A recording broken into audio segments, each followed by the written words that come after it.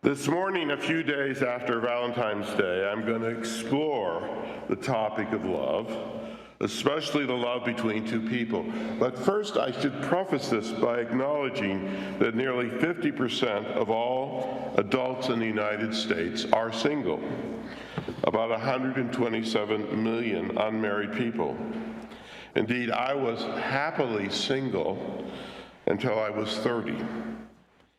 Many people have loving friendships without getting married or without living with someone. Being part of a couple is not necessary for happiness. We can find joy in the good friends we meet here at church and in enjoying the arts such as music and painting and being part of the natural world, connecting with dogs and cats, with plants that we grow in our gardens, and walks that we take in the woods. I can believe strongly in marriage and family and still respect the dignity of single people, for I do not believe being married is the only way to happiness. Now still, without suggesting that everyone should live with a mate, this morning I want to explore how some of us make a connection with another person so that we decide to live together and even get married. What attracts people to each other? Evolutionary biologists say that what we call love is the process of selecting partners who will enhance the survival of our species. Men are drawn to young women who appear to have healthy bodies. Our biology, men's biology, programs us to look for clear skin, bright eyes, shiny hair, good bone structure, red lips, rosy cheeks. These are signs that a woman is likely to produce healthy children. Women select mates for different biological reasons. Because youth is not essential to the male reproductive role, women instinctively favor mates with physical strength and the ability to provide. Therefore, wealthy, physically strong males are attracted to women. One researcher argues that we are drawn to people who share our values because we are more likely to stay together to raise children. So Christians tend to fall in love with other Christians. Democrats tend to fall in love with other Democrats. Unitarians tend to fall in love with other Unitarian Universalists, and so on. Another researcher, Meredith E. Small, in her article, Love with the Proper Stranger, presents data suggesting that we reject mates who are like us in genes that drive our immune system. We all have a genetic immune system called HLA. When parents share all the genes of the HLA system, miscarriages increase significantly.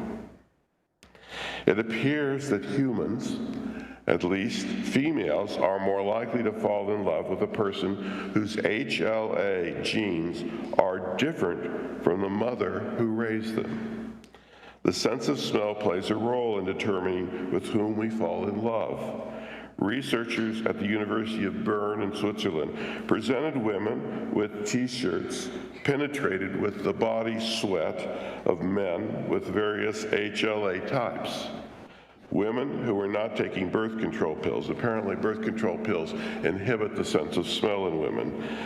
Women who were not taking birth control pills preferred the t-shirts of men with HLA types, unlike their own. For females, how someone smells is an important factor in choosing a partner.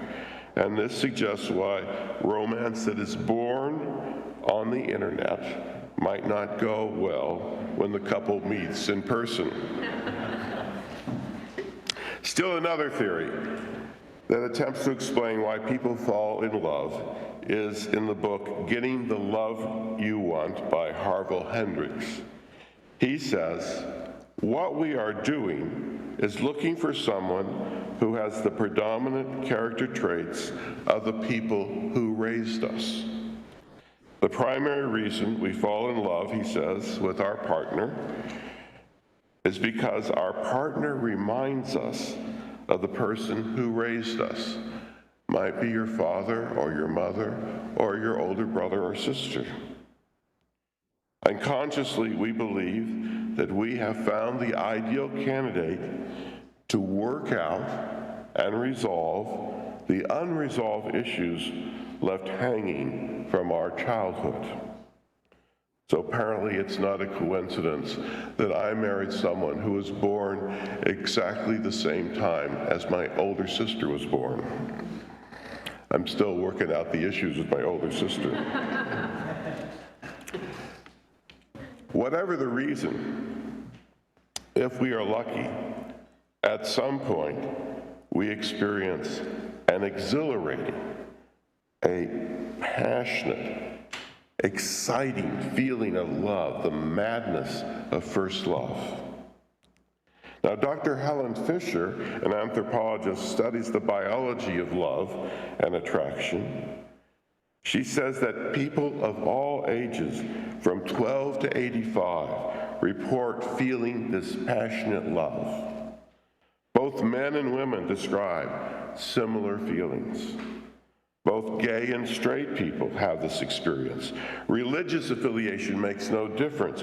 Buddhists, Roman Catholics, Jews, and Unitarian Universalists, they all report having this experience of mad, passionate love in their lives. Ethnic background makes no difference. People report the feeling of passionate love in all human cultures around the world. As many of us have experienced, this romantic passion does not last forever. Indeed, if intense, romantic, mad love flourished endlessly in a relationship, we might die of exhaustion. Evolution has designed us so that after a year or two of mad ecstasy, the acute longing, the heightened energy, that all gradually fades. Now, for some who strongly prefer the intense feelings of this new love, this is the time to break up with that partner and move on and fall madly in love with a new partner. This is called love addiction. But for others, a new kind of love, a long-term attraction develops and replaces the intense romance. Feelings of commitment and bonding replace the feelings of obsessive passion. Couples gradually settle in for the long haul and discover this second type of love. They establish a home as a center of rest and renewal. They may bring forth children who share the relationship and the love. And couples may sit at the kitchen table, eating and drinking together, enjoying this long-term love, and deciding who will do the dishes. Well, how do loving couples resolve differences about who does the dishes and stay in love? And there are, of course, many books on this topic. One published in 2006 I enjoyed reading was entitled Kicked, Bitten, and Scratched: Life and Lessons at the World's Premier School for Exotic Animal Trainers. Amy Sutherland studied the positive reinforcement used by exotic animal trainers, and she applied what she learned to train her husband, Scott. This book became a massive bestseller. Amy wrote, "I begin by thanking Scott if he threw one dirty shirt into the hamper. If he threw in two, I'd kiss him. Meanwhile, I would step over any soiled clothes on the floor without one sharp word, though I I did sometimes kick them under the bed. But as he basked in my appreciation, the piles on the floor became smaller. I was using what animal trainers call approximations, rewarding small steps towards learning a whole new behavior. You can't expect a baboon to learn to do a somersault on command in one session. Just as you can't expect an American husband to begin regularly picking up his dirty socks by praising him once for picking up a single sock. With the baboon, you first reward a hop, then a bigger hop, then an even bigger hop. With Scott the husband, I began to praise even small acts every time. If he drove just a mile an hour slower, if he tossed one pair of shorts into the hamper, or if he was on time for anything. Now, I hope Amy Sutherland first said to her husband, "Honey, pick up your socks." I assumed that only after straightforward, direct communication did not work, that she started to then use behavioral modification. As those of you with pets know, training animals to do things takes an enormous amount of time.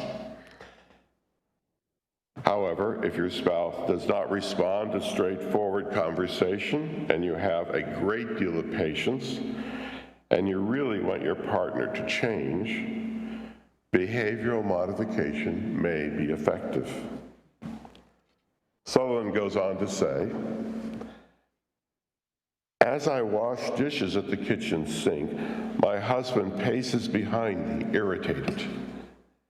'Have you seen my keys?' he snarls, then huffs out a loud sigh and stomps from the room. I focus on the wet dishes in my hands. I don't turn around. I don't say a word. I'm using a technique of ignoring negative behavior that I learned from a dolphin trainer. He was again tearing around the house, searching for his keys, at which point I said nothing and kept at what I was doing. It took a lot of discipline to maintain my calm, but the results were immediate and stunning. His temper fell far shy of its usual pitch and then waned like a fast-moving storm. I felt as if I should throw him a mackerel.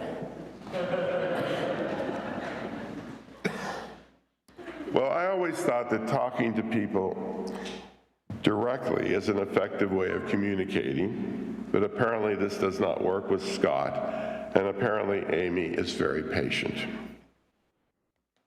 Of course, the biggest difference between training animals and training our partners is that we cannot put our partner in a cage.